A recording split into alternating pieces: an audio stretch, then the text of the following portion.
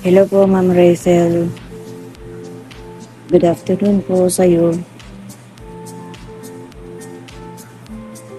Hapon na talaga dito. Pasensya na hapon. Late yung paggawa ko ng video para sa iyo. Kasi po, medyo busy po at saka isa pa, laging may mga bata dito. Lagi po silang nagsamok. Mga samok ba? Mga pasaway. Maingay.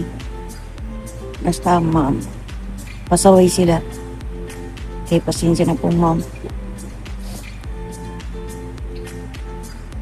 Ma'am, hindi pa ako masyadong expert po sa paggawa ng video. Kaya pagpasensyahan na po ninyo ang video ko.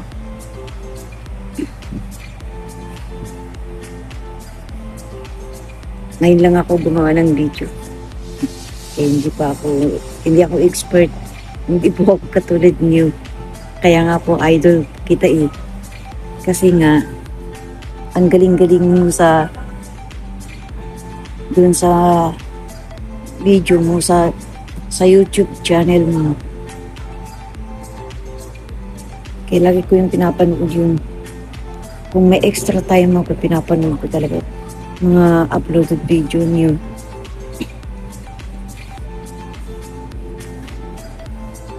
Para may matutunan naman ito kahit papano.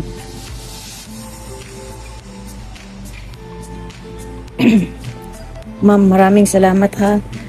Kasi pinagpasalamat ko po sa Panginoon na nagkakilala tayo. Kasi matagal ko niyang hinahanap. Matagal na ako naghahanap ng matinong upline. Okay naman yung dati kong upline. Pero dahil sa nasira yung Facebook ko, hindi ko na siya mahanap. Yung dati kong Facebook noon. Hindi ko po siya mahanap. Kaya laking pasasalamat ko dahil sa pag-scroll ko sa Facebook, nakita ko yung name po ninyo. Kaya masaya ako. Para magpagpatuloy ko yung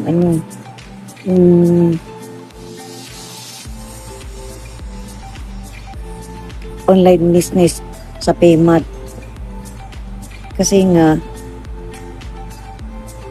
hindi ko na ipagpatuloy yung may na ako dun, may coins na ako dun, may point na ako dun sa dati.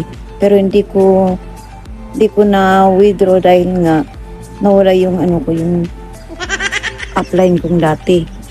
Pati pangalan niya nakalimutan ko na eh. Kaya hindi ko ma-search. Kaya laking pasasalamat ko talaga at nahanap ko yung pangalan niyo po. Kaya maraming salamat ha. Alam kong mabait ka. Kaya lagi kang may blessings, matulungin. Kaya idol ko talaga kita, Ma'am Rachel. Sana nga maayos pa yung yung Paymat ko. Sana mabuksan pa po yan.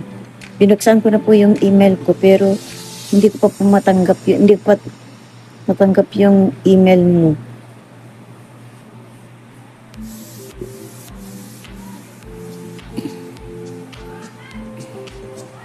Kaya maraming salamat po, ma'am. Wala na ako masyadong alam na sasabihin eh. Oo nga pala. May nag-PM sa akin, sabi niya, tuturuan ko daw siya kung paano daw magbenta ng codes. Sabi ko, hindi po ako marunong yan, kaya binigay ko po yung pangalan niyo. Para kayo na po yung, sabi ko sa kanya, mag-PM po siya sa inyo para maturuan niyo po siya, mag-guide niyo po siya. Kaya yun nga po, nag-PM ata sa inyo.